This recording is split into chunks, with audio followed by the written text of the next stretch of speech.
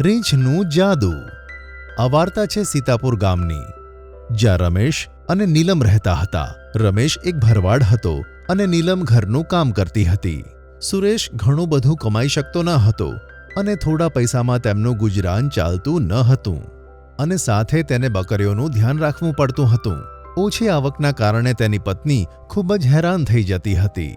હું ક્યાં આવી ગઈ છું? મારા તો કરમ જ ફૂટેલા છે। ઘરમાં શાંતિથી 2 રોટલી ખાવા પણ નથી મળતી। તો એવું કેમ કહે છે? હું થોડી વ્યવસ્થા તો કરું છું ને। તમે તો વ્યવસ્થા જ કરતા રહો। ક્યારના કહો છો વ્યવસ્થા કરું છું, હજુ તો કંઈ થયું નથી। સુરેશ પોતાની પત્નીના આવા શબ્દોથી કંટાળી ગયો હતો। બિચારો પછી બકરીઓ ચરાવવા જતો રહેતો।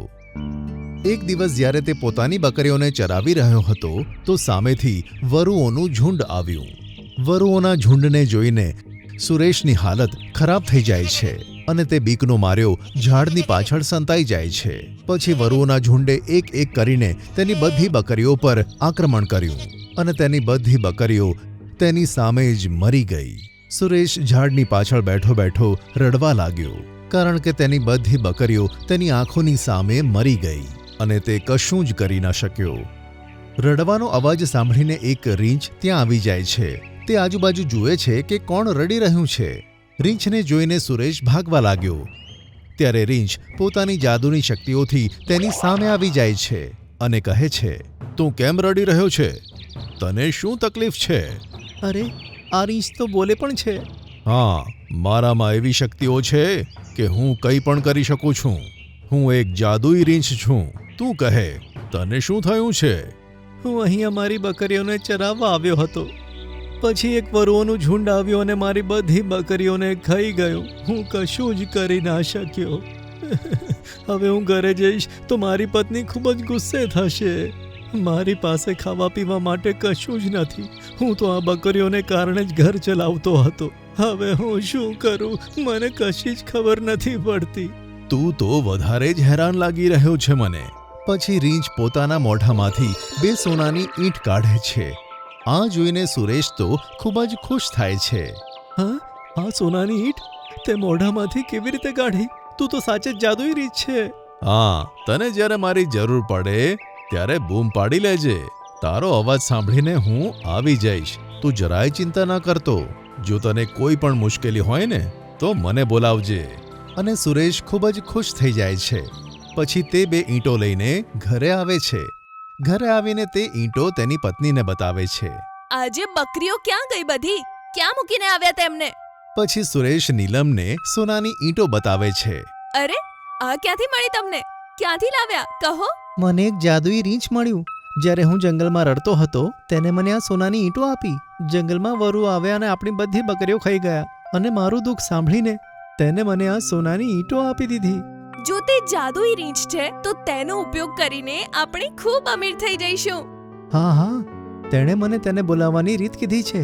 જ્યારે પણ હું તેને બૂમ પાડીશ ત્યારે તે મારો અવાજ સાંભળીને આવી જશે। ઠીક છે, તો આપણે કાલે જઈશું અને તેની પાસેથી બહુ જ બધી સોનાની ઈંટો લઈ લઈશું। પછીના દિવસે સુરેશ અને નીલમ જાદુઈ રીંછની પાસે જાય છે। પછી સુરેશ બૂમ પાડે છે અને સુરેશનો અવાજ સાંભળીને જાદુઈ રીંછ ત્યાં આવી જાય છે। રીંછ ભાઈ, મને થોડી વધારે સોનાની ઈંટો આપો। મારે મારું ઉધાર ચૂકવવાનું છે। સારું, કંઈ વાંધો નહીં। તું મુસીબતમાં છે તેથી હું તારી મદદ કરું છું। પછી જાદુઈ રીંછ કેટલીક સોનાની ઈંટો સુરેશને કાઢીને આપે છે। આમ સુરેશ દરરોજ અલગ અલગ બહાના કાઢીને જાદુઈ રીંછની પાસે જતો અને તેની પાસેથી સોનાની ઈંટો કઢાવી લેતો। સુરેશ અને નીલમની લાલચ વધતી ગઈ। તેઓ ખૂબ લાલચુ થઈ ગયા હતા। તે બંને બસ હવે આ જ ઈચ્છતા હતા કે જાદુઈ રીંછ પાસે જેટલી ઈંટો છે તે બધી ઈંટો આવી જાય। જી સાંભળો, હું તો કહું છું કાલે આપણે જઈને આ જાદુઈ ભાલુને જાળમાં ફસાવીને લઈ આવીએ અને આપણે બધી જ સોનાની ઈંટો લઈ લઈએ। હા, તું સાચું કહે છે। હું પણ આ જ વિચારતો હતો। અને પછીના દિવસે પાછા તેઓ બંને જાદુઈ રીંછ પાસે ગયા। સુરેશ તેને બૂમ પાડીને બોલાવે છે અને નીલમ આગળ ઊભી રહે છે અને તેને પોતાના દુઃખ સંભળાવે છે અને ત્યાં જ સુરેશ જાદુઈ રીંછ પર જાળ નાખી દે છે અને તેને પકડીને પોતાના ઘરે લઈ આવે છે। જાદુઈ ભાલુ, જો તને તારો જીવ પ્રિય છે તો તારામાં જેટલી પણ સોનાની ઈંટો છે તે બધી જ કાઢી દે અને અમને આપી દે. તું આટલો લાલચુ નીકળીશ તેની મને ખબર જ નહોતી.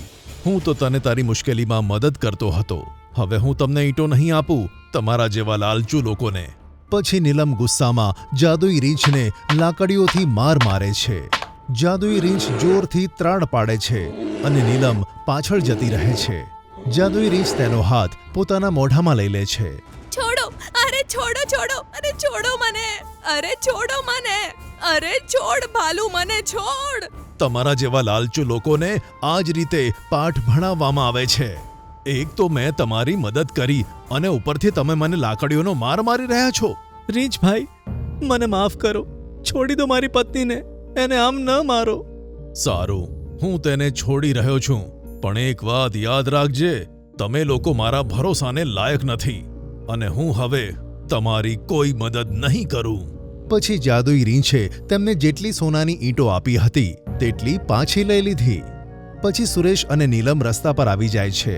આ વાર્તા પરથી આપણને શીખવા મળે છે કે લાલચ એ દુષ્ટ શક્તિ છે. આપણી જેટલી ચાદર હોય તેટલા જ આપણે પગ ફેલાવવા જોઈએ, કારણ કે આપણે આપણી જો શક્તિ કરતાં વધારે મેળવવા ઈચ્છીએ તો લાલચુ બની જઈએ છીએ. સુરેશ અને નીલમે જાદુઈ રીંછના ભોળાપણાનો ખૂબ જ ખોટો ફાયદો ઉઠાયો અને પછી તેણે ચૂકવ્યું પણ ખરું. અને તે જાદુઈ રીંછ બીજા જરૂરિયાતવાળા લોકોની મદદ કરતો રહ્યો.